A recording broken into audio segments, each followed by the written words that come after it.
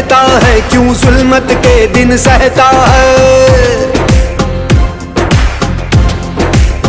हो तकदीर का काजी कहता है क्यों जुल्मत के दिन सहता है। अपने बच्चों के मुस्तकबिल का कातिल बन के रहता है। ना जीता है ना मरता है क्यों हक लेने से डरता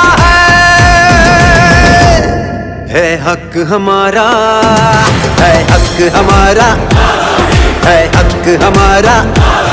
हम लेके रहेंगे, हम लेके रहेंगे, है हक हमारा आजादी। हम लेके रहेंगे आजादी, हम लेके रहेंगे आजादी।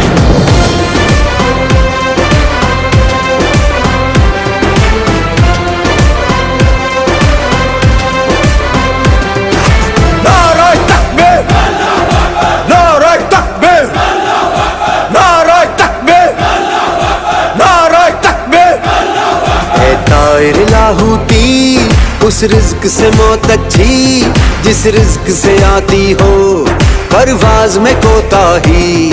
वो दौड़ गया जब कहरो जफा को राम मचाया करता था। जब दस्ते सितम आवाज